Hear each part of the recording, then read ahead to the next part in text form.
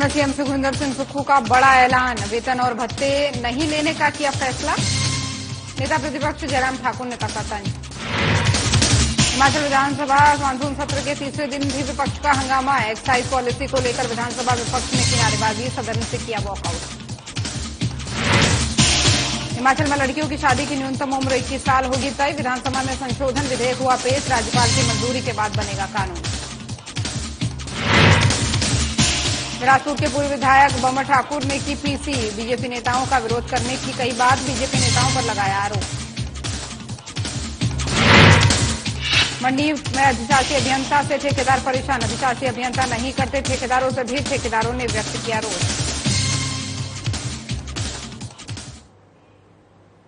नमस्कार, खबर हिमाचल प्रदेश देख रहे हैं आप और मैं हूं आपके साथ ज्योति। चलिए शुरुआत करते हैं खबरों की। हिमाचल प्रदेश के मुख्यमंत्री सुखविंदर सिंह सुक्खू ने प्रदेश की बिगड़ती आर्थिक स्थिति से निपटने के लिए एक बड़ा ऐलान किया है। उन्होंने खुद मंत्रियों और मुख्य संसदीय सचिवों के साथ अगले 2 महीने तक अपने वेतन और भत्ते नहीं लेने का फैसला किया है।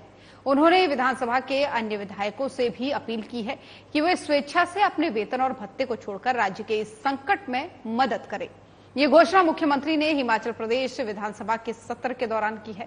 उन्होंने राज्य की आर्थिक स्थिति पर गहरी चिंता व्यक्त करते हुए कहा कि कई कारणों से राज्य की आर्थिक स्थिति बेहद ही नाजुक है। पत्रकारों से बातचीत में मुख्यमंत्री ने कहा कि जून 2022 के बाद जीएसटी मुआवजे के बंद होने से भी राज्य को राजस्व में भारी कमी का सामना करना पड़ रहा है। उधर विपक्ष के नेता जयराम ठाकुर ने वेतन भत्ते छोड़ने की सरकार की मंशा पर सवाल उठाए हैं। उन्होंने कहा है कि घोषणा में वेतन भत्ते छोड़ने नहीं बल्कि विलंबित करने का निर्णय लिया गया है और बेहतर होता है कि मुख्यमंत्री सीपीएस, कैबिनेट और निगमों की खड़ी की गई फौज को हटाते, जो प्रदेश की आर्थिक स्थिति को खराब करने में कोई कसर नहीं छोड़ी है। हम ओल्ड पेंशन स्कीम देंगे क्योंकि मैं भी खुद एक कर्मचारी का बेटा हूं, मैं पीड़ा को जानता। इस संदर्भ में हमारी सरकार ने यह फैसला किया कि जो हमारी रेवेन्यू डेफिसिट ग्रांट जो वर्ष 2023-24 में घटकर जो 24-25 में सिर्फ 3,000 करोड़ रुपया रह जाएगी। इसके अलावा जब आपदा आती है, आपदा के बाद हमारे को जो हमारे टैक्सेस होते हैं उसका एक शेयर आपदा में रखा जाता है। किसी भी प्रदेश पर जब कोई संकट आता है तो उस शेयर का कोई हिस्सा प्रदेश को आपदा के बाद जो उसकी योजनाओं को क्षति पहुंचती है, सड़कों को क्षति पहुंचती है, उसके लिए मिलता है।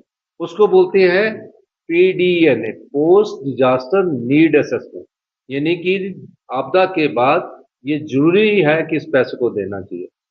तकरीबन केंद्र सरकार की टीमें भी आई, केंद्र के सरकार की टीमों ने भी देखा और तकरीबन 9,042 करोड़ रुपए की राशि हमने केंद्र सरकार के पास भेजी। सिर्फ 2 महीने के लिए डेफर करेंगे, यानी कि 2 महीने के बाद लेंगे, 2 महीने तक नहीं लेंगे, यही बात कही है।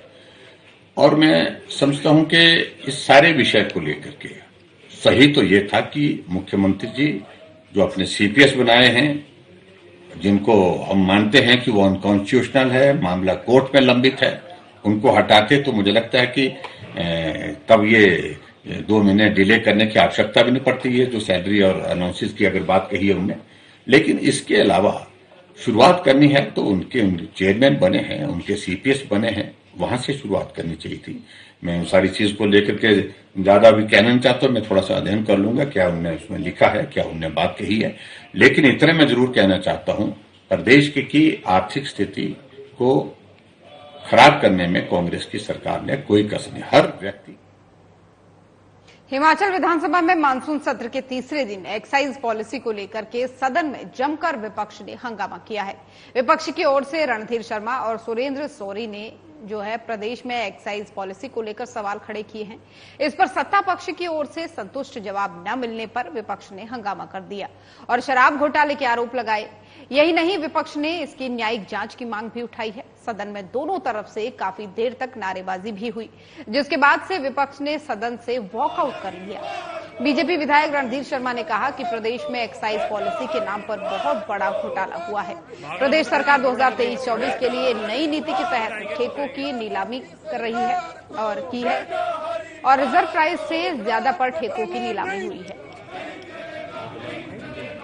निश्चित रूप से इस मामले में बहुत ज्यादा गड़बड़ी हुई है। गड़बड़ी इतनी ज्यादा है कि इसको अगर शराब घोटाला भी कहा जाए तो कोई गलती नहीं होगी।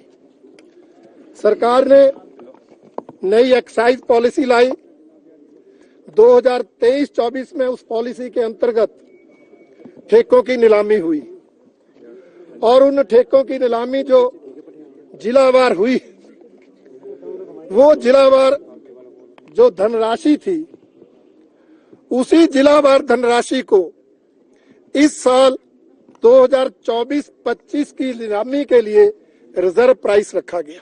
भारतीय जनता पार्टी की सरकार ने प्रथम वर्ष में पहली साल में हिमाचल प्रदेश में ऑक्शन कराई नए सिरे से, और उस ऑक्शन के अंतर्गत जो इंक्रीज आई वो लगभग 11-12% के लगभग आई। और उसके बाद दूसरे वर्ष हमने जो है उसमें जो आगे उसके लिए जो एक्सटेंशन यानी कि इंक्रीज के साथ, वो भी 12% इंक्रीज के साथ हमने फिर से उसको एक्सटेंड किया उसमें। लेकिन जो रेवेन्यू कम आने की वजह है, मुख्यमंत्री को मालूम होना चाहिए कि 2 वर्ष का कार्यकाल कोविड का रहा बीच में। वो इस बार सरकार ने जो नई पॉलिसी लाई उसमें जो बोतलें ठेके के अंदर बेची गई उसमें एमएसपी दर्शाया गया और उससे पहले एमआरपी था। और जो ठेके में आवंटन हुआ उसमें बहुत घोटाला हुआ, बहुत सारे वीडियो उसमें वायरल हुए। जो बोतल एमएसपी पे बिकनी चाहिए थी, एमआरपी से उसमें एक रुपया रेट ऊपर नहीं जा सकता था, उस बोतल को 2, 250, 300 रुपए महंगा बेचा गया। बियर की बोतल को 150-200 महंगा बिका गया। कुल्लू मनाली में ऐसे सोशल मीडिया में। और हिमाचल में लड़कियों की शादी की न्यूनतम उम्र 21 साल तय होगी। हिमाचल मानसून सत्र के दौरान विधानसभा में इसको लेकर संशोधन विधेयक पेश किया गया है। सामाजिक न्याय और अधिकारिता मंत्री डॉक्टर धनीराम शांडिल ने पेश किए विधेयक को ध्वनिमत से बगैर चर्चा के पारित किया। विधेयक को अब राज्यपाल की मंजूरी के लिए भेजा जाएगा। राज्यपाल की मंजूरी के बाद विधेयक कानून बनेगा और इसे लागू किया जाएगा। वहीं नेता प्रतिपक्ष जयराम ठाकुर ने कहा कि 2021 में केंद्र सरकार लड़कियों की शादी की उम्र को लेकर विधेयक लाई थी, तब कांग्रेस ने इसका विरोध किया था। केंद्र और प्रदेश में कांग्रेस का दोहरा चरित्र सामने आया है, लेकिन हिमाचल में विपक्षी दल बीजेपी ने इस विधेयक का समर्थन किया है। हिमाचल प्रदेश ने अपना कानून बनाया, बेटियों की उम्र को 18 से 21 साल किया है और महिलाओं के प्रति हमारी सरकार संवेदनशील है। 1500 रुपया हमने दिया और ये 18 से 21 का बिल हम लाए, और जो लैंड सीलिंग एक्ट के तहत उनकी प्रॉपर्टी राइट था वो भी हमने अपनी बहनों को दिया। ये भी 1970 के बाद सबसे बड़ी अमेंडमेंट थी। ये बात जरूर कहना चाहता हूँ, ये बिल पिछले कल पारित हुआ और हमने परसों पारित हुआ और हमने इसका विरोध नहीं किया।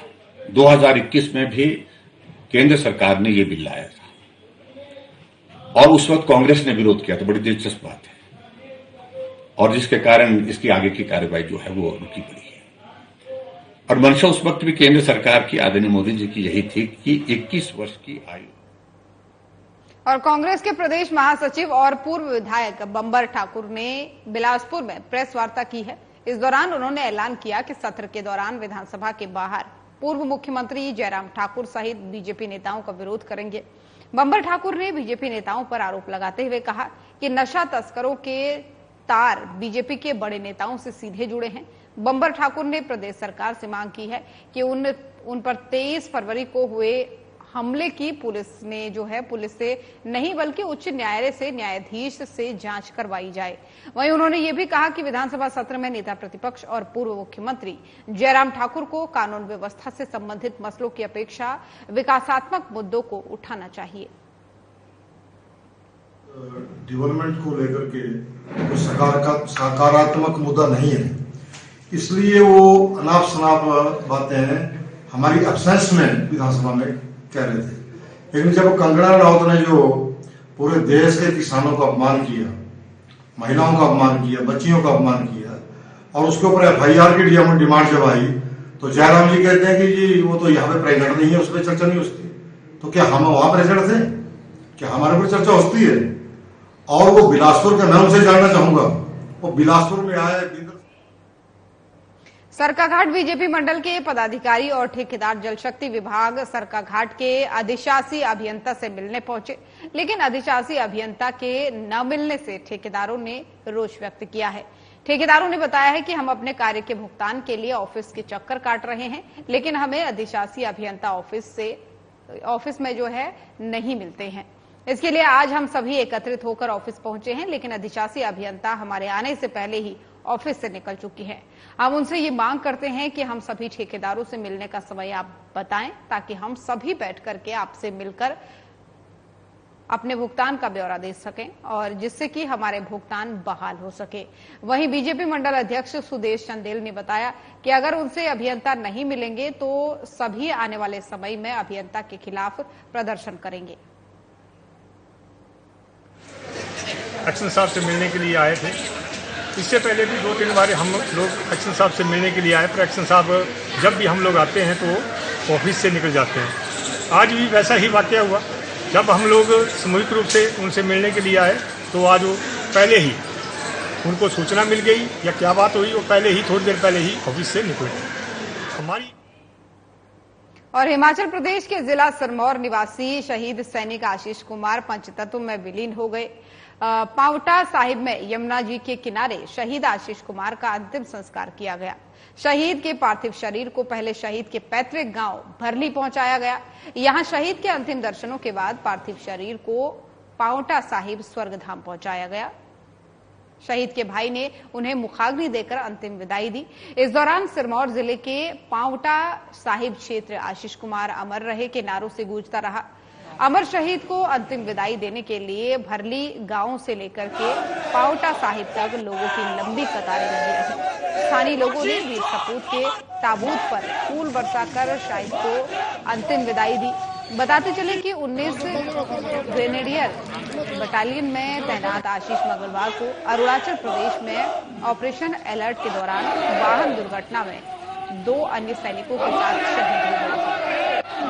हमारे 19 ग्रेनेडियर के अंतर्गत जो एयर लॉन्ग अरुणाचल प्रदेश में 3 जवान भारत के वीर सपूत शहीद हुए थे, उसमें हमारा गिरिपार का जवान आशीष कुमार भी अब वीरगति को प्राप्त हुआ था। उनका पार्थिव शरीर आज प्रातः सुबह जो उनके पैतृक गांव भरली पहुंचा था। भरली में जो पारिवारिक और खबर हिमाचल प्रदेश देख रहे थे आप। बुलेटिन में फिलहाल इतना ही। नमस्कार।